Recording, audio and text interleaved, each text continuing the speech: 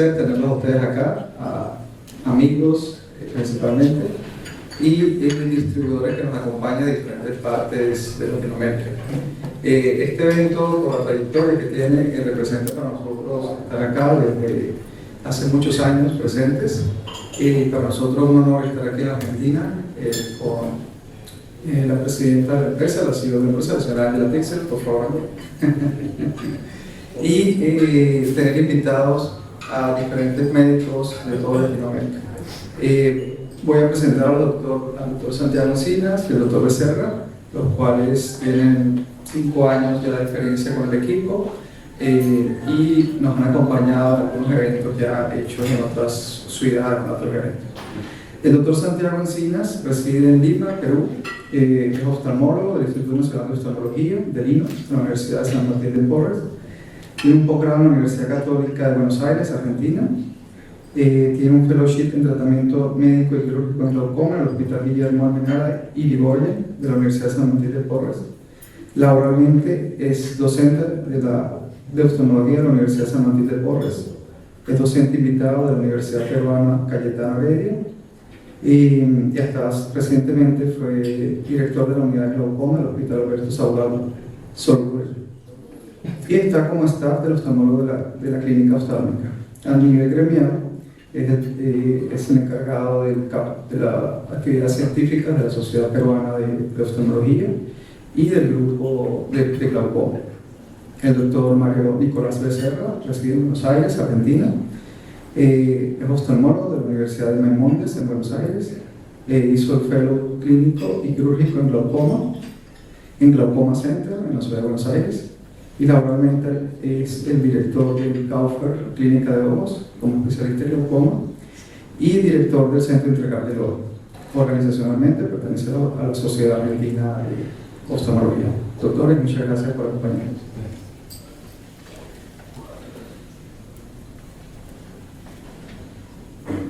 Bueno, muy buenos días a todos. Para mí es un placer poder estar con ustedes, hablando un poco de nuestra experiencia con el láser Fox. Gracias Nicolás también por acompañarme.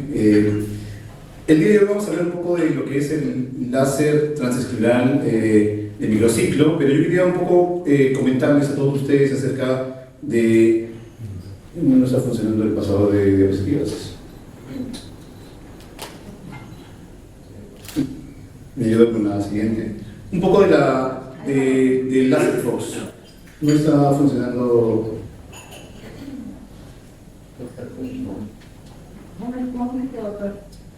Sí. Bueno, el láser Fox nosotros decimos láser Fox 3, ya que es la tercera generación del láser de 810 nanómetros.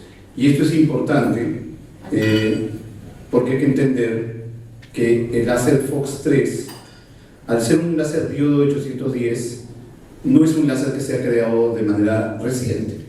Esto viene de la evolución de un láser que ya conocíamos todos los expertos en glaucoma o los oftalmólogos, que hacíamos un tratamiento que es la ciclofotocoagulación transescleral de manera continua, o lo que conocíamos como ciclodestrucción. Este láser lo utilizábamos, aunque con temor o miedo, porque estaba destinado a los tratamientos para ojos mucho más refractarios al tratamiento y para ojos con un pronóstico visual muy reservado, con un pobre pronóstico visual. Este tratamiento lo teníamos un poco más olvidado. Lo interesante es que esta tercera generación de láser incorpora el tratamiento de láser de microciclo, que es lo que conocemos como los tratamientos subumbrales, pero no se le ha quitado ninguna propiedad de las que tiene los láseres de 810 nanómetros. Quiere decir que sigue funcionando como una fuente de láser para 810, sí, con el tratamiento subumbral de microciclo, pero sigue teniendo estas propiedades de láser. Y ARC es una compañía alemana de Nuremberg que tiene más de 30 años de experiencia, alrededor de 30 años de experiencia en el mundo en el desarrollo de láseres. La fortaleza de esta compañía está en la capacidad, en la fundación de la compañía, ya que la familia Tyson fundaron esa compañía teniendo una gran experiencia previa del desarrollo de láseres. Ellos tenían una primera compañía que fue comprada por nada menos por Carl Zeiss, y luego lanzan la compañía RC, que está dedicada a la fabricación de láseres, no solamente en oftalmología, sino en otras ramas de la medicina, y que gracias a ello tienen una experiencia vasta en el desarrollo de láseres, pero con un enfoque de soluciones que puedan ser de alguna manera inventivas, niveles de calidad, y sobre todo también con un enfoque económico, que es algo de mucha importancia. Es un láser dinámico porque tiene una pantalla táctil, es recargable, por lo tanto no tiene que estar enchufado para poder ser usado. Uno puede modificar los parámetros de manera muy fácil en la pantalla. Tiene un pedal que es pequeño y que tiene un sistema de seguridad, y como se dan cuenta es plegable. Esto lo hace que sea en realidad bastante ligero de peso. Entrar todo en una maleta, es portátil. Generalmente yo lo cargo para ir de un lado a otro al tratamiento, no lo tengo en un solo lugar, es muy fácil transportar en el auto, y por lo tanto es realmente bastante dinámico esto de poder llevarlo y plegarlo en una maleta con un sistema con seguridad de que el equipo no se va a malograr a la hora de cargarlo. Los consumibles de este láser son bastante, digamos, esto es interesante. Tengo dos sondas, una sonda para aplicar tratamiento de láser continuo y la sonda para el tratamiento de subumbral o microciclo. Esta, como pueden ver aquí, esta sonda, que es el tratamiento de microciclo, es una sonda redondeada que permite una, digamos, colocación más perpendicular al área de tratamiento. Tiene una concavidad, y esta concavidad sirve justamente para que el gel, que es el gel que vamos a utilizar para desplazar la sonda, permita que se mantenga el gel y que no haya una energía que se disipe, y por lo tanto el tratamiento sea mucho más efectivo. A diferencia de otras plataformas donde a veces hay una punta que sobresale y que lastima la conjuntiva, en este caso esta está diseñado para que los bordes redondeados de la sonda permitan un desplazamiento sin lastimar el tejido, y como se dan cuenta es muy fácil de agarrar, como lo pueden ver ahí también encima del escritorio. Entonces estas dos sondas se utilizan de manera, pero ambas sondas comparten la misma entrada, y por tanto pueden ser utilizadas incluso para el tratamiento indistintamente, ¿no? Pero algo que me encanta de este equipo de 810 es justamente lo que le mencionaba inicialmente, la versatilidad que tiene, porque al no haberle quitado las propiedades del 810, mantiene, además del tratamiento para glaucoma, otro tipo de propiedades que son, por ejemplo, las que se pueden utilizar como fotocoagulación retinal en cirugías. Tengo compañeros que utilizan para las cirugías de retina como fuente de láser. También es uno de los láseres preferidos para el tratamiento de la fotocoagulación para la retinopatía de la prematuridad. Además de la ciclofotocoagulación de láser continuo que hablábamos al inicio. Tengo un compañero que lo ha adaptado como fuente de láser con un adaptador y además con incluso el sistema de visualización como fuente de endociclofotocoagulación, sabiendo que el endociclo se hace con una fuente de 810. Y por supuesto para otorrino o para oculoplástica, la dacryorhinocistostomía endoscópica, que también es una fuente importante. Es por eso que hoy día queremos, además de hablarle de las propiedades de ese láser, hoy día vamos a abocarnos a hablar de lo que es el tratamiento subumbral, en este caso el láser transescleral de microciclo, nuestra experiencia, y quería que conociéramos un poquito de la plataforma para hablarles ahora de nuestra experiencia con pacientes en el mundo real, en nuestra práctica real de cómo la estamos implementando. Y para ello me acompaña Nicolás Becerra, que va a comenzar a hablarnos un poco de su experiencia en lo que respecta al uso de este láser. Muchas gracias por estar presentes, y Nicolás, te dejo la palabra. Bueno, muchas gracias a todos, muchas gracias Santiago. Voy a hablar un poquito de ideas del micropulso y un caso clínico de microciclo.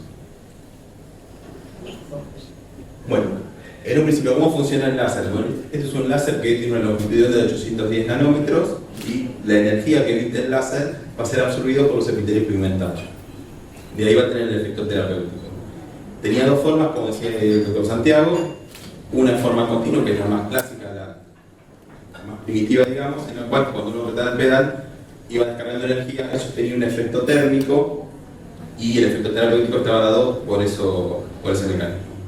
Después se empezó a utilizar en forma micropulsada y con esto lo que logramos es generar disminución de o sea, no sube tanto la temperatura y de esta forma no tenemos los efectos nocivos. Bueno, ¿qué consiste el procedimiento? Es un procedimiento láser que utilizamos para bajar la presión intraocular. Lo que tiene es que tiene ciclos muy cortos de actividad con periodos mucho más largos de inactividad y esto hace que la temperatura no sube mucho, aproximadamente 1 grado centígrado, produce una activación celular y genera distintos cambios en el cuerpo ciliar que van a generar una disminución de la presión intraocular. Hay distintas teorías con esto. Una lo que dice que cambia todo lo que es la circulación, con lo cual aumentaría la salida de humor acuoso por la vía ureoescleral. Hay otra que dice que hay una disminución también de la producción de humor acuoso. Y otra teoría que dice que tiene un efecto pirocarpínico, con lo cual hay una contracción del cuerpo ciliar y eso lleva el esplenoescleral hacia atrás y abre el trabeculado, con lo cual tendría una vía también, facilitaría la salida del humor acuoso por la vía trabecular. Algo que es importante es que es un procedimiento láser que lo hacemos sin cortes, sin incisiones, lo cual tiene esas ventajas en cuanto a la recuperación, que es mucho más rápido, menos chances de infecciones y todas esas cosas que en la cirugía filtrante muchas veces es algo que tenemos que tener en cuenta. ¿Cuáles son los potenciales pacientes? ¿A qué pacientes podemos hacerle el láser? La realidad es que la gran mayoría de pacientes, por ejemplo, pacientes como glaucomas que son más bien iniciales y no le queremos sumar medicación. Por ejemplo, un paciente que tiene baja tolerancia a los medicamentos, le hicimos un SLT, con eso no regula, y de otra manera tendría que ir quizás un procedimiento quirúrgico, una cirugía filtrante o algún mix. Bueno, es una alternativa para no ir a un procedimiento quirúrgico más invasivo.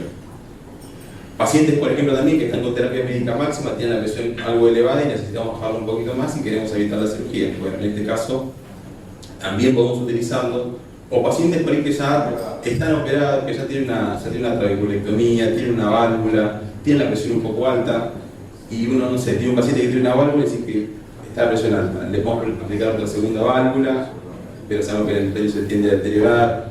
Bueno, en estos casos podemos bajar un poco más la presión utilizando el microciclo. ¿Cómo realizamos el procedimiento? Es un procedimiento que es muy sencillo, habitualmente no requerimos medicación previa, no necesita preparación el paciente. Habitualmente luego con anestesia paravulvar, porque es un procedimiento que tiende a doler, entonces la anestesia paravulvar no le duele, no le molesta, anda muy bien. El brefactato habitualmente lo usamos, salvo en pacientes pediátricos muy chiquitos que muchas veces dificulta por un tema de espacio.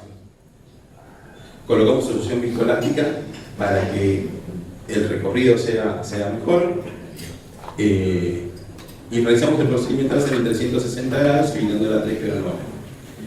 En cuanto a la velocidad y eso, lo va a decir Santiago, que fue modificando un poquito los parámetros. Y bueno, después del láser, como el paciente va a estar con anestesia paravulvar, concluimos cero. Y habitualmente controlamos a las 24 horas.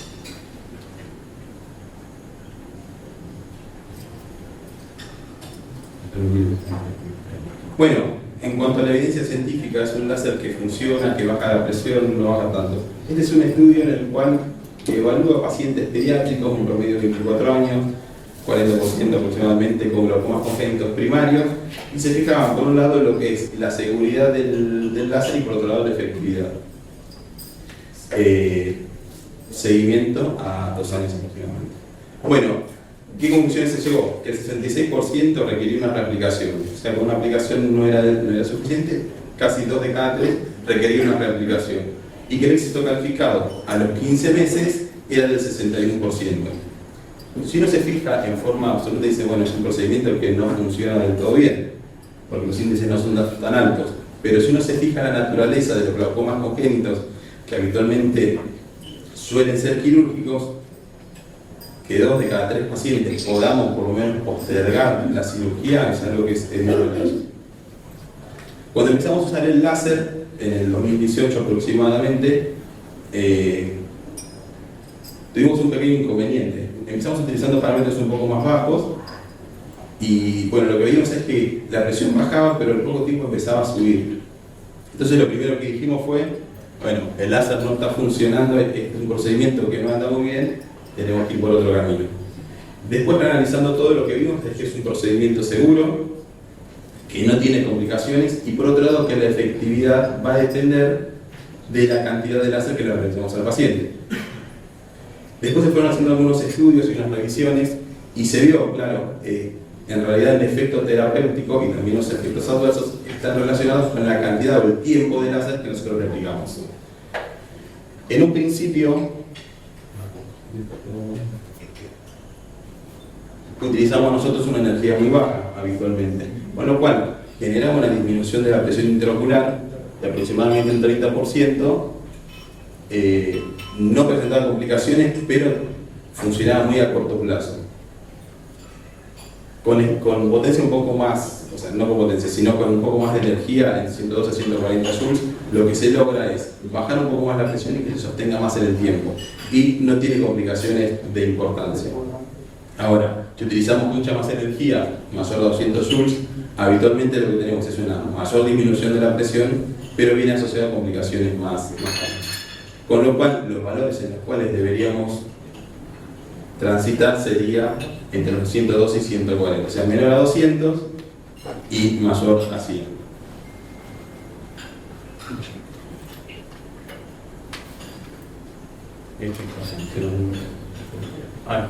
Bueno, ahora les quiero presentar un caso clínico de una paciente de 45 años. Es una paciente que viene con un control oftalmológico general. En la anamnesis tiene una cefaleas, náuseas, no tiene visión de halos. Ella era una paciente que, bueno, tenía traumatismo, un traumatismo en el ojo derecho hace 5 años. La agudeza visual es 20-40 en el ojo derecho y 20-20 en el ojo izquierdo, con más o menos con 5. En la microscopía, una cámara amplia, un banquete dispositivo, un nervio óptico de 0,7 y 0,3, y la presión estaba en 38 y en 24.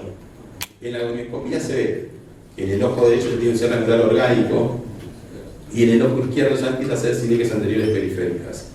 En un inicio, cuando empezamos con terapia médica máxima, solicitamos los estudios y le indicamos una iridotomía periférica.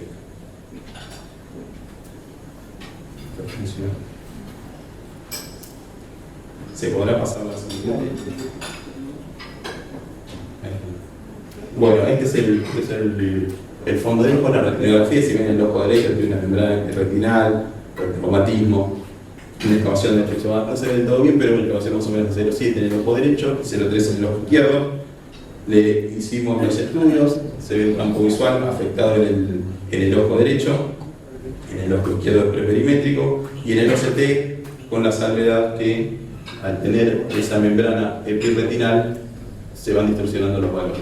Pero bueno, un paciente que tenía un efecto. ¿Qué sucede con esta paciente? Bueno, habitualmente en un paciente que tiene un cierre angular, lo que tenemos que hacer es resolver eso. Y si tiene un cierre angular que ya es orgánico, lo ideal es sacar el cristalino y ver si requiere alguna cirugía filtral. Con medicamentos, la paciente estaba con presión de 21 y 17 y le hemos indicado una cirugía de catarata. Pero ¿cuál es el inconveniente? La paciente dijo, no me quiero operar, no voy a hacerlo, no quiero entrar al quirófano. Entonces, el tema es, ante esta situación, ¿qué hacemos? Porque es un paciente con cierre angular, un SLT no le podemos hacer, está con terapia médica máxima, y o se opera o va a seguir con la evolución.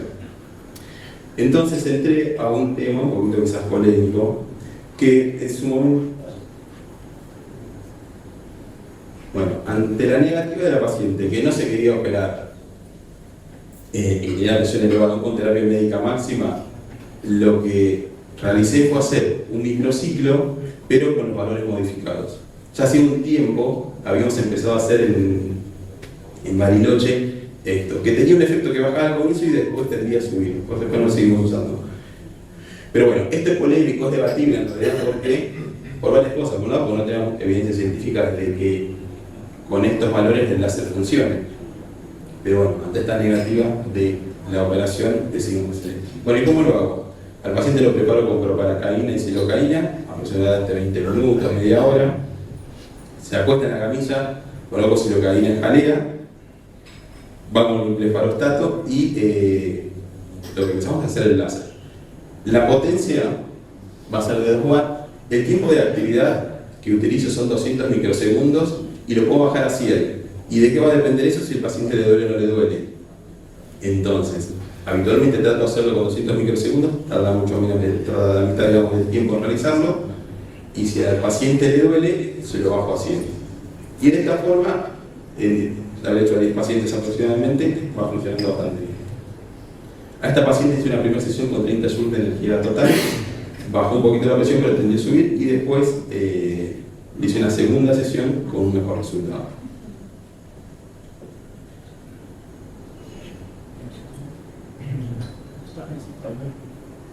¿Se podrá pasar a la siguiente? Esta no me estaba. Bien. Bueno, esto es cómo fue evolucionando la presión en el paso del tiempo. ¿Puedo hacer la siguiente? Bueno, la presión. Antes de que empezara el tratamiento, vino con 38,24, con terapia médica máxima llegó a 21 y 17, después fue fluctuando. En abril del año pasado estaba con 23 y 22, ya en el ojo derecho tiene un defecto cambiomediático más avanzado y necesitaba presiones más bajas. Entonces ahí realicé la primera sesión con una energía total de 30 joules. Es una energía bastante baja, pero dado que era en consultorio, lo hice con esta potencia. Y en un principio anduvo bastante bien, fue bajando la presión, pero al cabo del tiempo empezó a subir un poquito más. Esto puse algunos de los valores, no todos, pero sino los más representativos según el mes. En agosto estaba con presión de 20 y de 21, entonces decidí repetirlo nuevamente, pero ya utilizando más energía total. Entonces le hice con 120 joules. Y con eso fue bajando la presión, fue fluctuando y bajando, y en marzo hoy está con la presión más baja. Y esto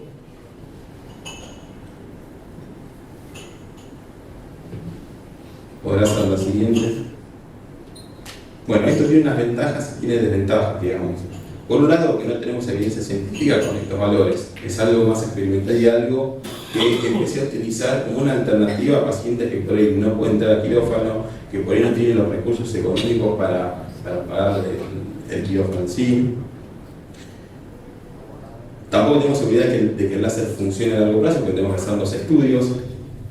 Habitualmente con tanta anestesia suele quedar una queratitis, aunque es algo realmente que no modifica demasiado en el paciente. No estamos utilizando el microscopio, se utiliza las lupas para magnificar y ver un poquito mejor.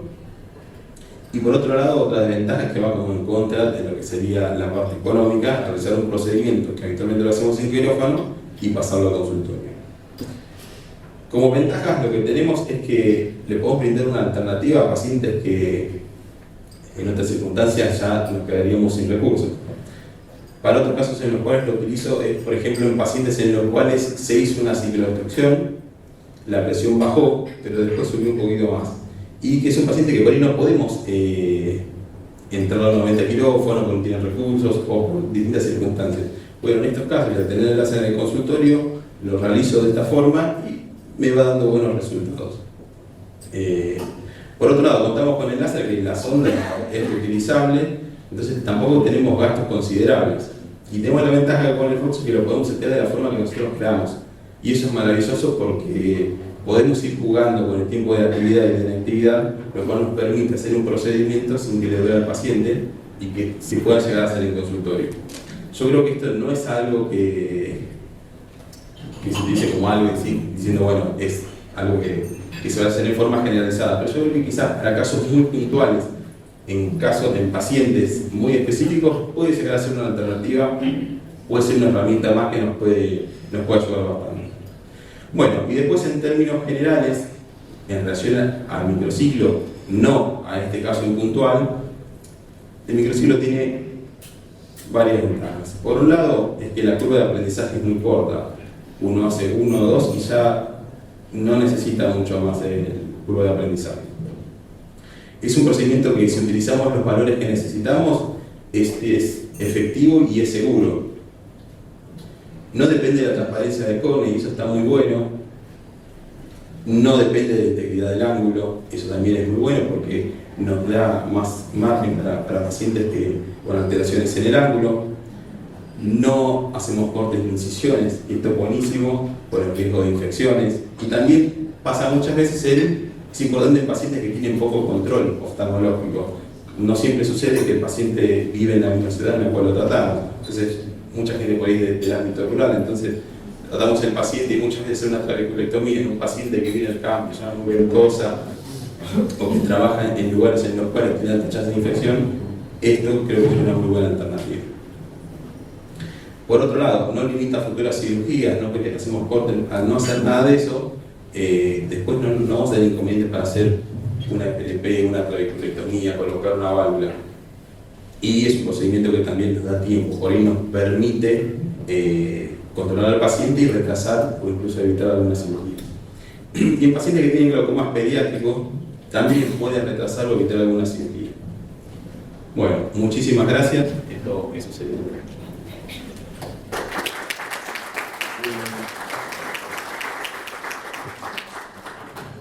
Gracias, Nico. Gracias por tu experiencia. Yo no me voy a presentar casos tan atrevido como el de Nicolás, pero lo importante que hay que rescatar aquí es que, como se dan cuenta, el rango con el que podemos jugar con los parámetros es bastante amplio.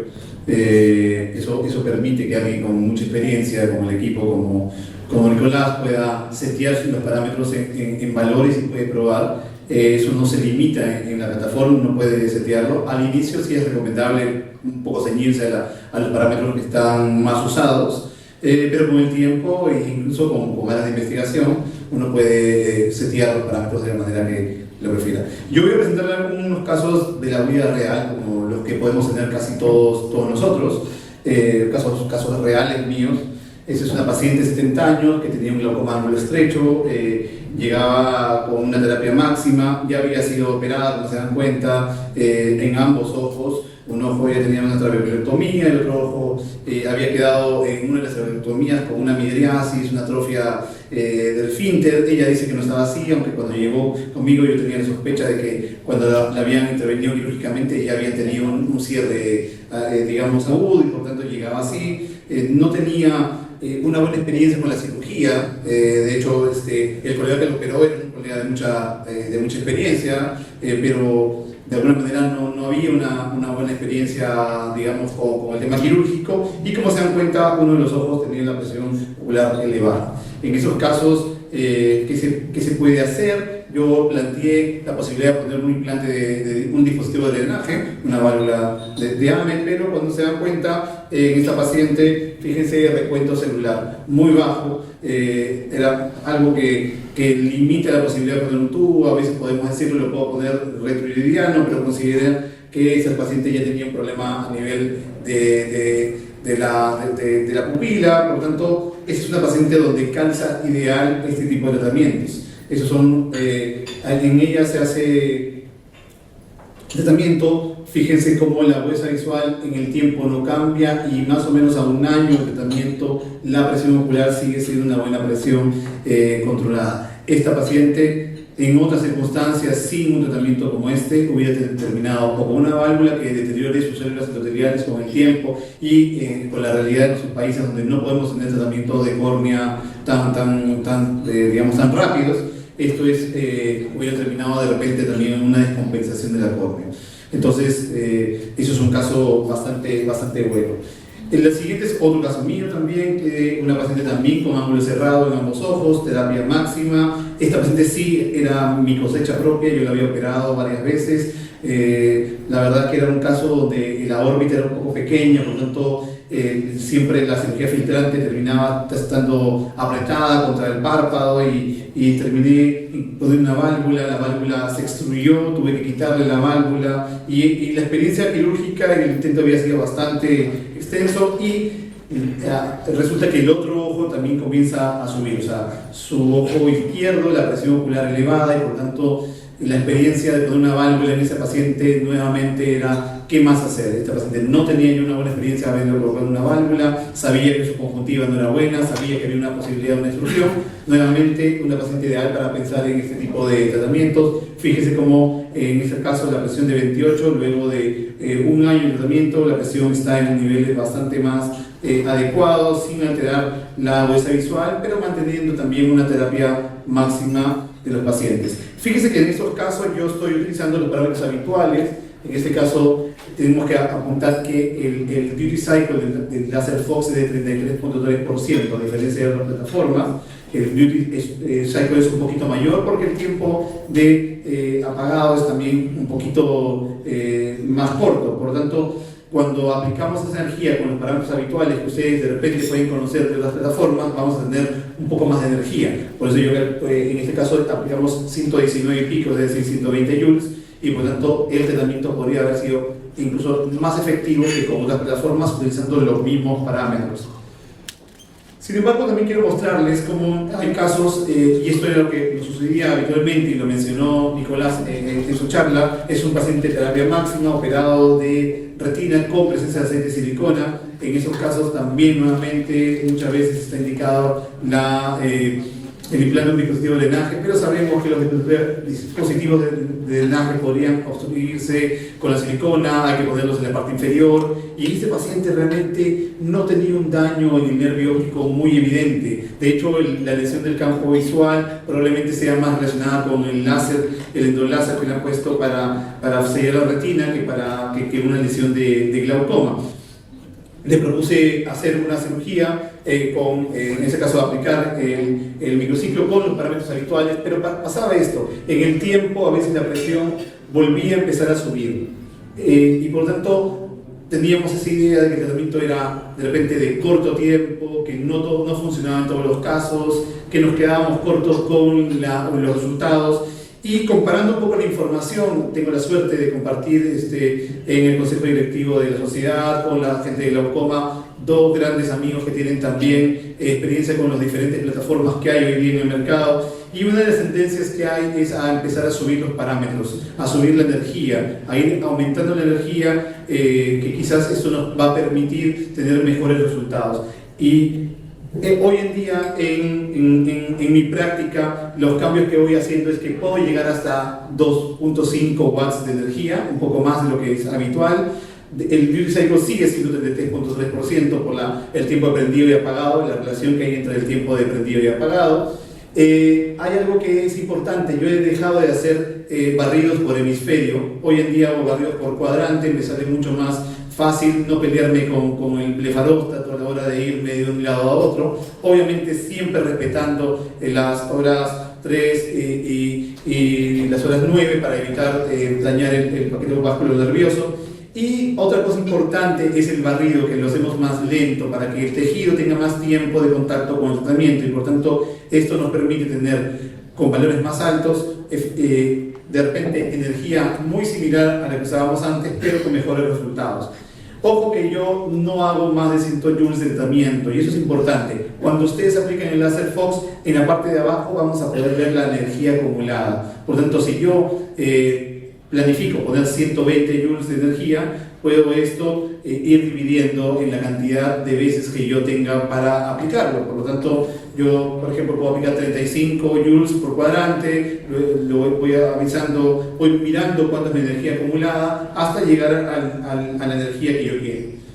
Esto lo podemos ver más o menos resumido en esta tabla, en donde si yo utilizo un poco más de energía, voy seteando la cantidad de joules que voy a aplicar por cuadrante hasta llegar a la energía que yo he planificado. Si uno utiliza más o menos 5 barridos de todos los joules, vamos a llegar con 30 joules por cuadrante, más o menos a 120, que era lo que inicialmente hacíamos. Pero hoy en día con algunos barridos, incluso con la misma cantidad de barridos subiendo la energía, es más o menos 40 joules por cuadrante, vamos a llegar a 160 joules, que es una energía que utilizo habitualmente en la mayoría de casos.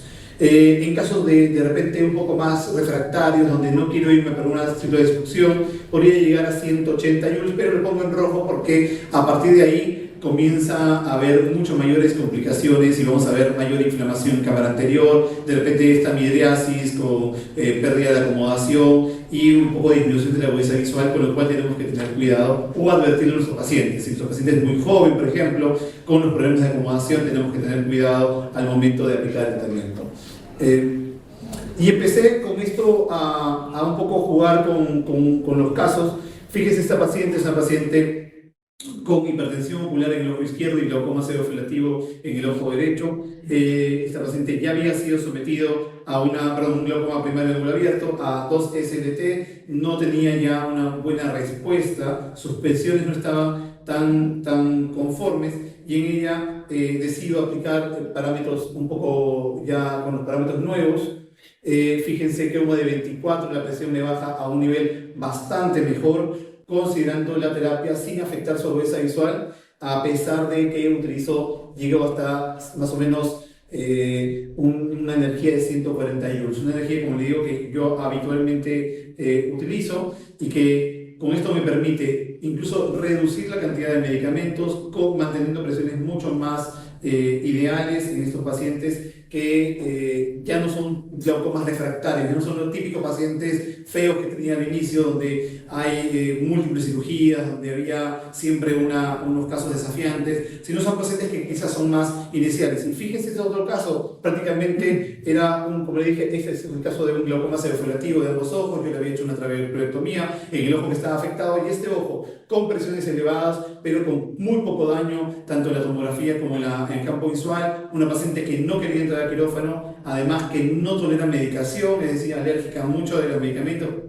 Paradójicamente toleraba solamente prostaglandinas, solo toleraba una prostaglandina, que la tanopros, sin preservantes, es lo único que tolera, y por tanto ya le había hecho un SLT, el SLT no me había funcionado. Y es una paciente que característicamente, para digamos, el rango de pacientes que manejo yo, ojos claros, que hace que tenga mucho menos pigmento, probablemente por eso tampoco el SLT me había funcionado. En ella, nuevamente, pacientes con menos pigmento, parámetros más altos, van a funcionarnos mejor. Ojos más pigmentados, de repente, si usamos parámetros muy altos, voy a tener más inflamación. Y esto es algo importante de mencionar, en la diferencia que vamos a tener en los resultados en ciertos grupos étnicos, en ciertas razas, de acuerdo a lo que podamos incluir. Esta paciente iba a viajar, y yo le digo, te prometo que vas a viajar sin presiones elevadas, y que no te voy a operar. Me dijo, no me vas a operar, yo no me meto quirófano. O sea, son pacientes que te lo dicen convencidos de que no van a entrar a hacer su tratamiento quirúrgico, y por tanto nuevamente aplico el tratamiento. Fíjense cómo llego a presiones también bastante buenas, estoy más o menos a 8 meses de tratamiento, y mantiene su única droga de prostaglandina como tratamiento. Entonces, hoy en día hemos ampliado un poco el nicho de pacientes, como le mencionó Nicolás. Ya no son solamente pacientes en los cuales teníamos estos casos, como le dije, refractarios y mucho más difíciles de mencionar, que eran con aceite de silicón, muy pegados, con PP, sino pacientes más iniciales, sin llegar a que tenga que ver esto como una terapia que reemplace el SLT. El SLT tiene sus indicaciones, tiene sus nichos de pacientes, pero quizás nuestro rango de tratamiento también ha ido digamos, mejorando a beneficio de los pacientes. Tenemos una sonda de microciclo que para mí permite una mejor aplicación. La dinámica de esta sonda es bastante más fácil de aplicar, incluso que otras plataformas. Me gusta mucho. La reducción de la presión intraocular, sabemos que hoy es proporcional al tiempo, a la energía total. Hay un poco ahí el aprendizaje que habíamos tenido sobre el tiempo de tratamiento. Yo, más que lo que setear cuánto tiempo voy a aplicar en esta plataforma, es cuánta energía voy a aplicar. Si uno planifica la energía que va a aplicar y la divide en hemisferios o cuadrantes, es más fácil que planifiquemos nuestros resultados, no en base al tiempo necesariamente, que es una variable que obviamente vamos a utilizar, sino a cuánta energía voy a usar, como le digo, llegando como tope a 180 joules, que por ahora es el tiempo máximo, la energía máxima que estoy utilizando. Y los parámetros, las tendencias van en aumentar el poder, hacer barridos más lentos, y por tanto, además, en mi caso, hacer barridos por cuadrante y no por hemisferio, que me hacía un poco el problema a la hora de deslizar la sonda en toda la conjuntiva, sobre todo cuando uno pasaba por el centro del blefaróstato. Básicamente, esa es un poco la experiencia que queríamos contarles, pero también queremos abrir un poco el micrófono a preguntas, al debate, para que puedan hacernos preguntas que consideren necesarias. Nicolás y yo estaremos dispuestos a tratar de compartir también nuestra experiencia en ese aspecto. Muchas gracias por la atención de todos ustedes, y será obviamente para una nueva oportunidad. Gracias.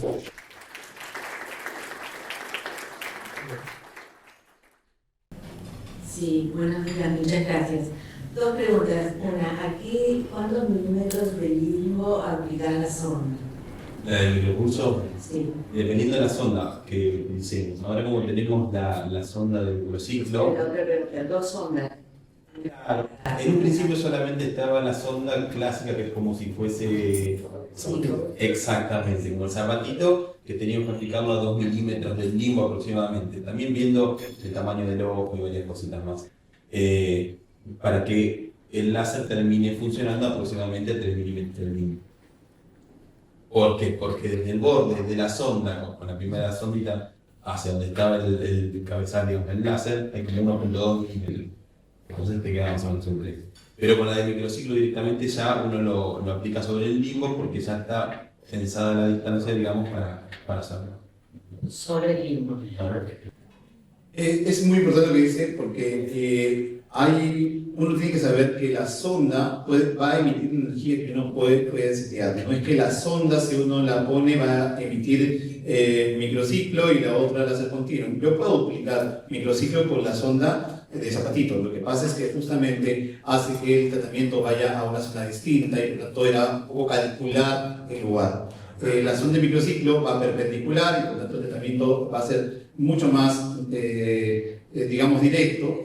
Yo suelo aplicarlo un poquito más detrás del limbo, aunque la sonda está diseñada para ponerla sobre el limbo, un poco por detrás del limbo para evitar tener el resultado de midriasis que muchas veces nos ocurre después del tratamiento, sobre todo en pacientes jóvenes. Eso puede, como les mencionaba, tener problemas de acomodación. Y la midriasis, aunque sabemos que es transitoria en la mayoría de casos, suelo, como le digo, por eso retrasarla un poco del limbo, más o menos 1 milímetro, para evitar eso, y con eso he evitado tener midriasis y tengo buenos resultados. Ahora, eso es importante. Uno, el plug del ingreso de la sonda es indistinto y uno puede aplicar con la sonda convencional también microciclo.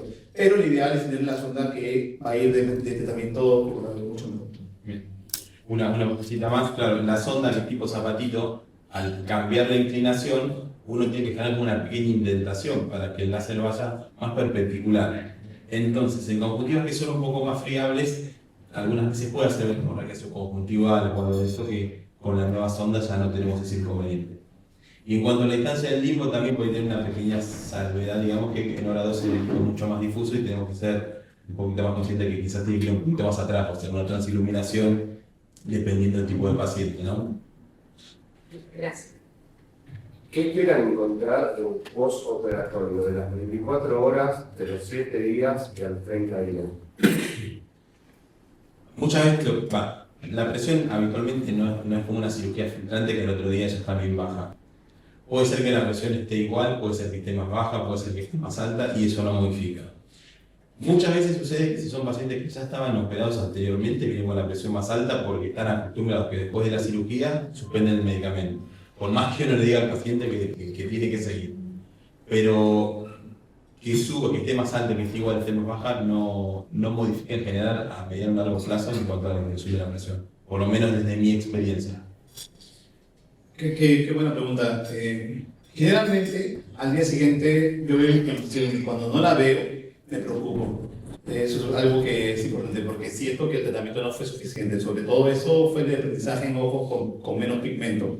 Porque entendí que el tratamiento de menos pigmento no tenía inflamación. O sea, que no veo los resultados. Hoy en día, ya por la experiencia, y de hecho lo escuché también en algunas charlas de otras plataformas, hay mayor inflamación y por lo tanto, si veo un poco de inflamación no me voy a asustar. Obviamente esto hay que manejarlo con esteroides en todos los pacientes, el tiempo que sea necesario.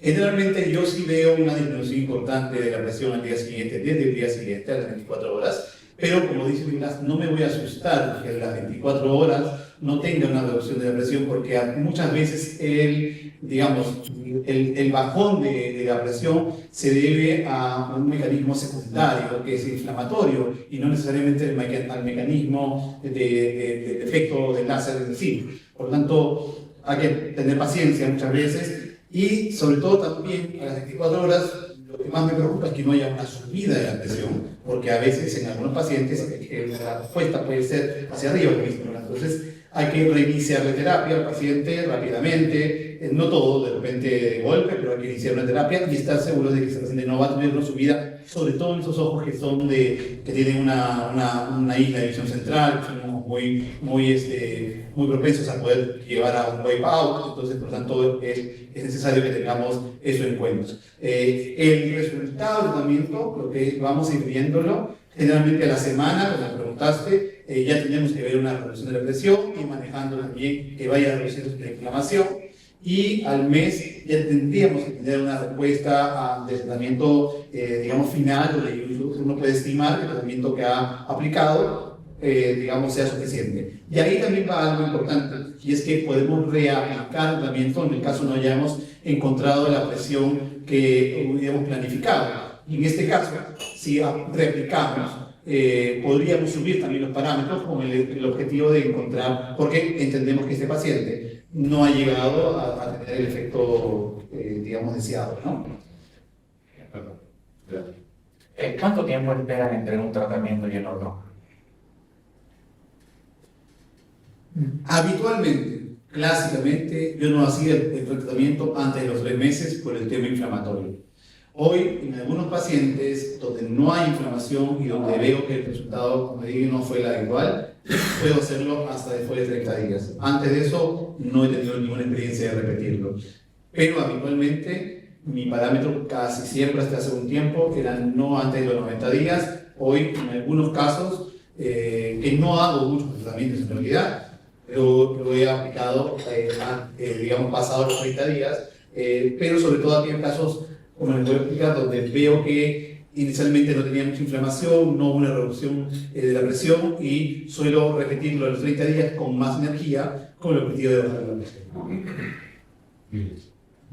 Sí, yo habitualmente no antes de los 30 días, pero habitualmente si no baja mucho la presión, me voy más para otro procedimiento. No reaplico un paciente que por ahí le baja, o se le baja un poquito, y si no bajó, voy por otro camino. ¿Lo han combinado FACO con microsegundos? Yo sí, bastante.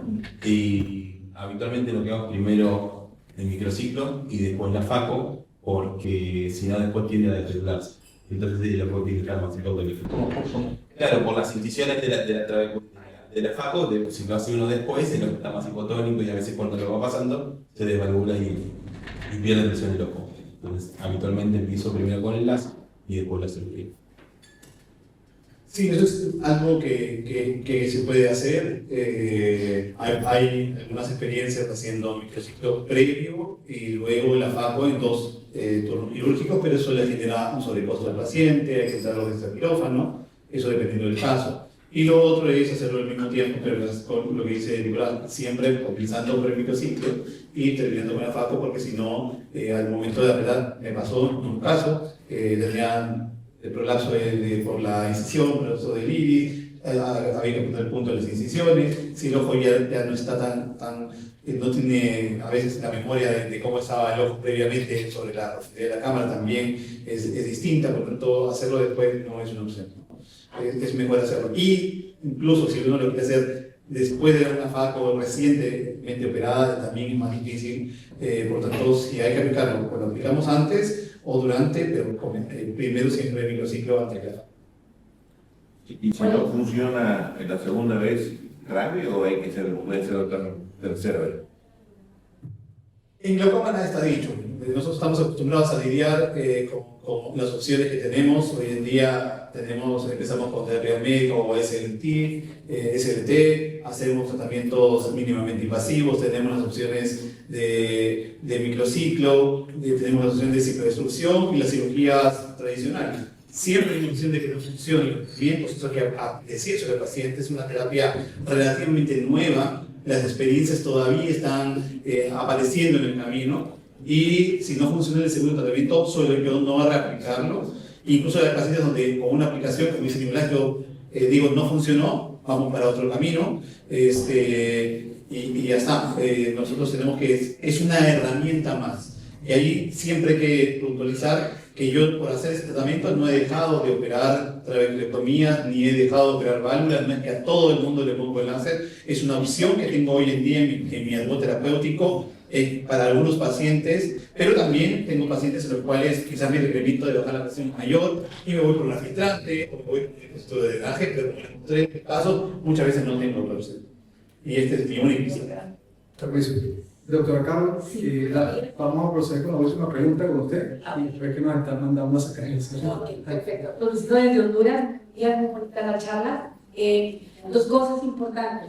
Me pasó cuando adquirí el aparato, en toda la pandemia, todo lo que fue el proceso de aprendizaje fue por vía videollamadas y cosas así, en línea. Pero, por ejemplo, aprendí que las laceraciones son muy importantes en nuestros pacientes. Y al inicio cometí el error de hacerlo con anestesia parabulbar y la sangre no permitía que la energía llegara al punto del cuerpo ciliar. Entonces, después cambié, cedí al paciente totalmente sin colocar anestesia. Yo no suelo colocar anestesia parabulbar hoy en día y los resultados son mucho mejores. Una pregunta, en estos casos, en estos pacientes, ¿en qué pacientes ustedes indicarían este tipo de procedimiento? ¿Cuáles son pacientes que ustedes dirían que estos son candidatos directos a un ciclofotocoagulación, vaya, en el caso del Procruz? Una cosita que no entendí, ¿por qué sangrado en una anestesia parabulbar? Bueno, muchas veces no, le ponían anestesia o le ponían azuceno, o sea, claro. En mi caso yo en general no hago subteronial, no le hago a ningún paciente, digamos, porque una de las cosas que intento preservar en el glaucoma es la conjuntiva. Entonces, ya tocar, por más que sea, no sé, en hora 6, no dejamos de tocar conjuntiva. Bueno, y en relación a los pacientes, yo creo que en qué indicaciones, por hay pacientes que no están lejos de la presión que necesitan y no queremos hacer cirugías filtrantes o hacer algún mix, algo de eso. Y muchas veces pasa también con los pacientes que tienen intolerancia medicamentosa, entonces tiene insuficiencia cardíaca, el colegiativo no utiliza, está con algo de prostalandina, genera mucha inflamación, está con la meconiridina. Bueno, en todos esos casos yo creo que es una muy buena alternativa. ¿Y qué anestesia, pues? ¿Cómo? ¿Qué anestesia? Anestesia parabulbar. ¿Usted usa la parabulbar? ¿No se da al paciente totalmente? No, esto es una sedación suave, pero no, anestesia parabulbar. Es lo que más resultado me da, el paciente no le duele, no le molesta. Durante las próximas horas está bien el paciente y... Esa misma discusión hemos tenido muchas veces sobre cuál es la necesidad ideal. Yo habitualmente hago unas cosas, yo le pongo un poquito de parabulbar y hago una analgesia, pero inicialmente no la hacía en quirófano siempre y la hacía solamente con parabulbar, y tengo compañeros que lo hacen con solamente esa analgesia o sedación y les va bien. El tema es que esto no debe ser un tratamiento doloroso para el paciente, o sea, es lo primero. Si nuestra experiencia nos permite tener un anestesiólogo y una sedación, está bien, pero también se puede hacer con parabulbar. Yo suelo no usar mucho volumen de parabulbar y por eso uso la analgesia, para evitar que el paciente tenga un aumento de volumen. Lo que mencionaste es muy importante porque algunas veces me mandaron fotografías de quemaduras en la conjuntiva y me decían ¿por qué? Digo, porque hay sangrado en la conjuntiva y si aplicas el láser sobre el sangrado no solamente no va a llegar el láser, sino va a haber una quemadura. Y eso es un poco lo que uno podría mencionar. Yo les agradezco nuevamente por la atención, gracias por acompañarme y ya nos están haciendo de la sala.